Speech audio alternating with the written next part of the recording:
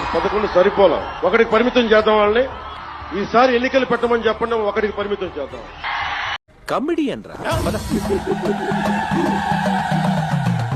Comedian. Pawan Kalyan గారు ఈసారి ఎలక్షన్లు వస్తే వైఎస్ఆర్ పార్టీని ఒకటికే పరిమితం చేద్దామని అంటారు. మీకేమో 10 నెలలు గడవక ముందే మొన్న స్థానిక ఎలక్షన్లో ఎంపీటీసీ జడ్పీటీసీ ఏవైతే మరి దాంట్లో వైఎస్ ఎంపీపీ కానీ, ప్రెసిడెంట్ కానీ, మండల ప్రెసిడెంట్ కానీ, అలాగే జిల్లా పరిషత్ చైర్మన్లు కానీ 52 స్థానాల్లో 40 స్థానాలు మాకు వస్తే 11 టీడీపీకి వస్తే 1 సీటు మీకు వచ్చింది. ఇది మీ బతుకు. మీరేమో ఒకటి పరిమితి చేద్దాం అంటారు.